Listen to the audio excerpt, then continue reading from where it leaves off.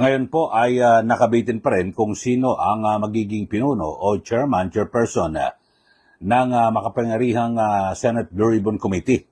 Pero sa ngayon, ang sinasabi mismo ni Senate President Alan Peter Cayetano na ikinokonsidera dalawang tao ho. At siyempre, ito ho'y si dating chairman na rin po. Pareho itong dalawa. Pareho ito naging dating chairman ng chairperson ng Senate Blue Ribbon Committee. Ito pong si Senator Dante Marcoleta. Di ba, yung nakaraan at siya pinalitan ni Lacson. At ito hong si Senator Pia Cayetano. Naging chairperson to, kung matatandaan nyo rin mga kababayan, noong nakarang taon ay bago mag-eleksyon, di ba, si Tolentino ang may hawak ng Blue Ribbon, pero siya po ay nag-resign. Kung kaya't napunta dito kay Senator Pia Cayetano ang pagiging chairperson ng Blue Ribbon Committee. So ayon nga kay SP Cayetano, pinagpipilian ang dalawa. So hanggang sa ngayon, wala pang desisyon yung majority. Pero alam nyo sa aking pagkakaalam, kahit sino ho rito. Mukhang importante kasi magkakaalyado ho mga ito At ang pinakaabangan kasi sa Blue Ribbon Committee ay ang pagpapatuloy ng investigasyon dito po sa flood control scandal na ito, na hanggang ngayon ay hindi pa lubos na naiimbestigahan ang lahat po ng mga personalidad na sangkot dito. Yun ho mga kababayan ang matindi ho rito. At syempre, ay kung sino man, halimbawa, ang maipili ay si Senator Marcoleta na chairperson o kaya naman si Senator Pia. So yung sa kanila, magiging vice chairman. So ang maganda ho nito, iisa ang direksyon Di po ba? At papanagutin yung mga nagkasala o sangkot dito po sa anomalya. Kasi at bukod do sa ang pinakaabangan ho rito, di ba, yung sangkot sa flood control. At bukod do dyan, yung aligasyon po ng mga delivery. Nag-deliver daw ng maletang laman pera, kwarta. Ito hong nasa 18 ex-Marines o 18 dating sundalo na naging tauhan ni dating Congressman Zaldico. So meron po siyang aligasyon at siguro naman napapanood nyo na rin may mga patikim na mga ginagawang paglalabas po ng video at litrato na kung saan ay pinapakita na talagang buhat-buhat po nila yung mga mabibigat po na maleta na may lamang pera, tapos isinasakay sa helicopter, sa mga van, yun ho. Talagang, yun po ang kanilang mga ebidensya. Bukod sa litrato, may mga pa ho yan, Meron silang video. At paminsan-minsan, naglalabas po si Attorney Levy Baligod, yung kanilang abogado. Ayun. At siyempre, ang isa po sa binabanggit ho ng 18 ex-Marines ay sila mismo ang nagdadal ng maletang pera sa mga opisyal. Di ba? May mga binabanggit po sila. Siyempre, sa pangunguna, di umano, si Pangulong Marcos Jr., yung kanyang anak na si Congressman Sandro Marcos, itong si dating House Speaker Martin Romualdez, at gayon din po, sa senador, si Senator Tito Soto, di umano, na-delibera sa kanyang opisina, dyan po sa may Pasay City, at ilang mga kongresista. Meron din nga taga-media, sinasabi. So, yun ho mga kababayan, at inaabangan po nating lahat kung ano ba mangyayari dito. Kasi dito ho ay sa pagkakataong ito ay pwede na rin tumistigo. Ito pong si dating Congressman Zaldico. At para kanyang patutuhanan yung kanyang mga naunang aligasyon. Di po ba? Inyo pong matatandaan. Naglabas ho siya sa kanyang Facebook account na kung saan ay kinukumpirma niya yung mga binabanggit ho ng itong 18 ex-Marines. So maganda ho ito mga kababayan at kasi dito ho sa flood control na ito, alam naman natin nangyari talagang pigil na pigil ho. Ito pong si Senator Ping Lacson hindi natin malaman bakit nagkaganyan ho.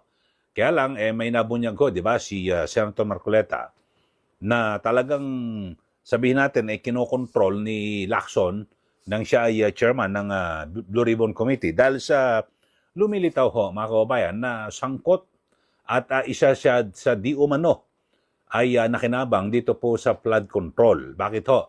Kasi meron pong inilaan ang Marcos Jr. administration ng 8 billion pesos. 8 billion piso para po sa kampanya noong 2025 elections.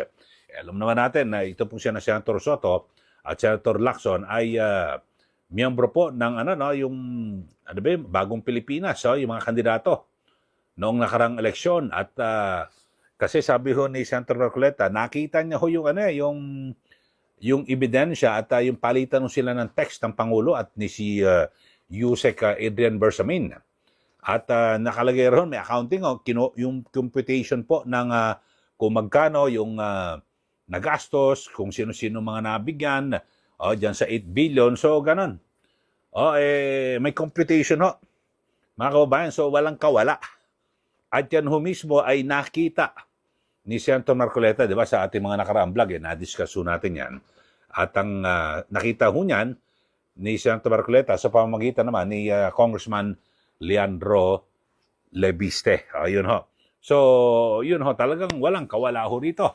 Lahat ho talagang pwedeng habulin at madiin. Kasi, di ba, ako, kahit sino ho, kay Senator Pia Cayetano or si Senator Marcoleta, pwede na ho. Dahil sa yung dalawang yan, si Senator Pia Cayetano at Senator Marcoleta, iisa ang kanilang direksyon At maaaring tumbok ng investigasyon na kung saan ay gustong papanagutin yung tunay na nagkasala at yung mga tunay po na nakinabang dito po sa mga mali-maletang kwarta na ito. So yun po pinakamaganda. Kaya't ako, nag-aabang ho ako bilang isang taxpayer at siyempre, lalo na ho yung mga kababayan natin na may mga kamag-anak ko sila na namatayan dahil sa biglang pagragasa ng malakas na ulan, bumaha, tapos yung kanilang mga ari-arian nasira, tapos di ba, na kung saan may mga lugar ho sa atin na lumilitaw na dati wala namang baha, pero nung simula ho na magkaroon ng flood control project, bumaha na. Biriin nyo ho Tapos, halimbawa, isang ehemplo na lang sa Bulacan ang tagal ho na linggo, maabot na isang buwan bago humupa yung tubig baha. Samantalang ang dami ho, bilyong piso ho ang inilaan dyan na pondo sa flood control. So wala po nangyari. Yun ho ang binabanggit ho. Kaya't ako, ito panahon na po. Sana, kung ako lang masusunod ano ba, dapat ho, ngayong linggong ito napangalanan na po ang susunod ho ng chairman ng Senate Blue Ribbon Committee at para sa Lunes, pwede na magpatawag kaagad ng hearing, di po ba? At para mabalatan na ng buhay yung mga nagnakaw at maipatawag na po sa Senate Blue Ribbon Committee hearing, di po ba? Para mas maganda makapagpaliwanag din po sila at sa ngayon kasi puro mga aligasyon, hindi naman sila na ipapatawag. At gayon din ho, mga kababayan, kasi may binabanggit ito si Senator Marcoleta. Kahit na wala na mga interparliamentary courtesy na yan, pwedeng ipatawag o siguro imbitahan. Imbitahan lang itong si dating House Speaker Martin Romualdez. Kasi sa interparliamentary courtesy, yung mga ganyan, iimbitahan ka lang pero hindi ka bibigyan ng sabpina. So may discretion ang kongresista o kabilang panig naman ang senador na sila po ay dadalo o hindi. At least inimbitahan. Pero sabi nga ni Senator Marcoleta, tanggalin yan, tradisyon na yan. Dahil sa hindi biro yung nangyaring nakawan sa ating gobyerno. So, wala ho yan. Tama rin ho ito, mga kababayan, kasi baka dun magtago yung mga opisyal ng gobyerno na nagnakaw, tapos magtatago ho dito po sa tinatawag ng interparliamentary courtesy. Tapos, maganda hong pansinin din, tingnan ho, kung sino man ang magiging chairperson ng Blue Ribbon, Pia Cayetano ba o Marcoleta, yung sinasabi ho mismo ni Senator Ping Lacson na 67 contractor o congressman na contractor pa.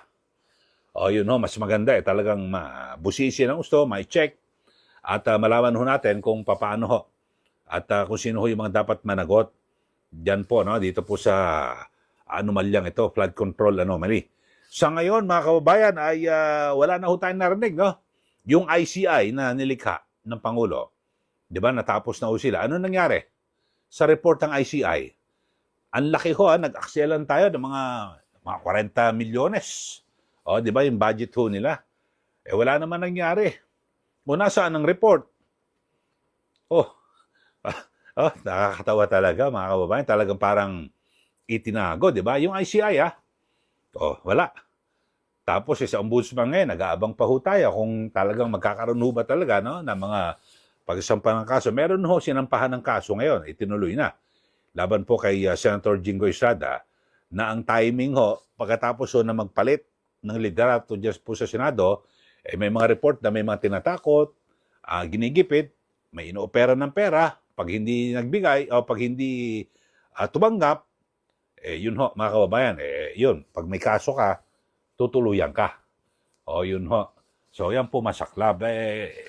Dapat ho, walang ganunan. Di ba? Wala hong takutan.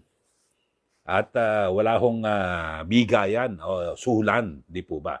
So, you know, ako mas maganda. Pero kung talagang pampipiliin ako, Senator Marcoleta. Di ba? Pero kung si Senator Pia naman ang magiging chairperson, okay din ho. Kasi matik, palagay ko naman, gagawin niyang vice chairman. Ito po si Senator Marcoleta, di po ba? So, makakadiskarte. At pag may meeting sila, ito, patawag natin. Ito, si ganito. Ang dami hong pwede ipatawag ng mga dating cabinet secretary na iba nag-resign na. Tapos, yan, yung si Yusek Adrian Bersamin. Pwede ipatawag.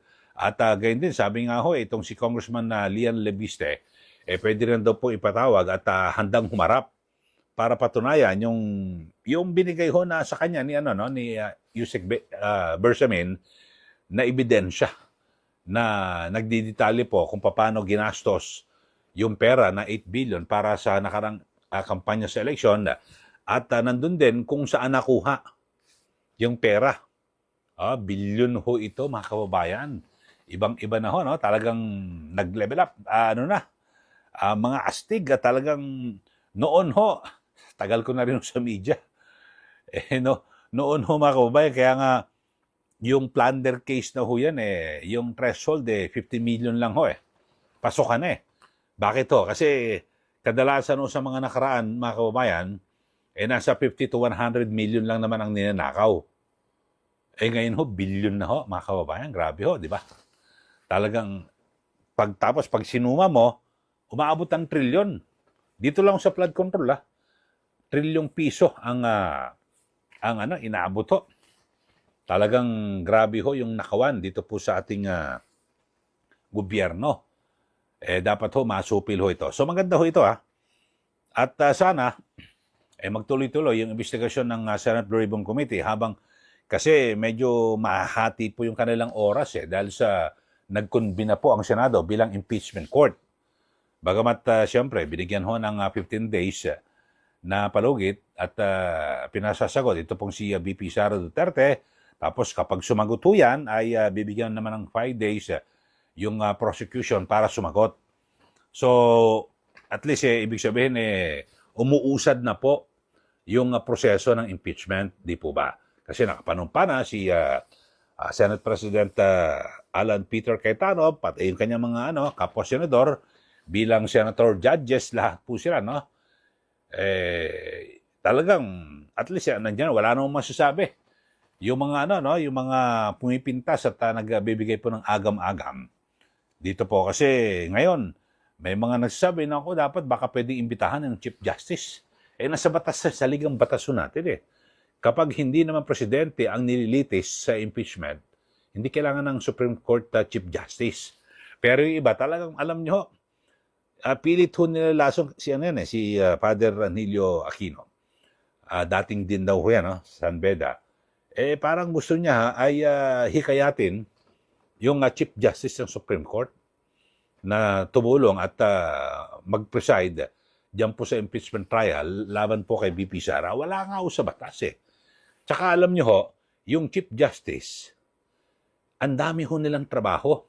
Diyan po sa Supreme Court, ang dami ho nakabinbin ng mga kaso Di ba, umabot ng 10 taon, 15 taon, hanggang 20 taon. Tapos kukunin mo pa sila talagang iba naman, pala, alam nyo, maraming nagpapakilala ngayon, mga kesyo sila po yung legal luminaries, mga eksperto sa batas. Pero ang layunin ho, lituhin ang taong bayan. Kasi itong mga lumilitaw na legal luminaries, nakakampi ho ito sa administrasyon ng mga Pinklawan, Dilawan at sa administrasyon. Kaya alam niyo naman abogado pwedeng hanapan ka ng butas kung saan nila gusto kang dalhin. Di po ba? So yan po masaklap na pangyayari dito po sa ating bansa. Kaya yun lang ho, na-discuss lang ho natin yan. Pero sa ating mga kababayan, wag ho kami kikinig dyan sa mga nagpapakilalang legal luminaries, mga legal expert daw, mga sa konstitusyon, etc. Wag ho. Kasi suriin nyo mabuti. Kasi baka kayo po'y maligaw. At mapunta ka sa gusto nilang direksyon. Okay, so sa mga bago lang po sa ating channel, ay magbigay na po kayo ng comment. At subscribe po kayo sa mga bago lang. At sa mga nanonood sa atin ngayon, ano po masasabi nyo rito? Marcoleta o Pia Cayetano? Ang dapat maging Blue Ribbon Committee Chairperson. Yun ho. Ako naman, kahit sino sa dalawa. Kasi tingin ko naman, at ako'y naniniwala, na iisa lang po ang tutumbukin direksyon. Maimbestigahan itong flood control project na yan, magtuloy-tuloy at may mga mapanagot ho. Kung sino man, yung mga talagang nagkamal ng kwarta at para nakawin po yung pondo ng bayan.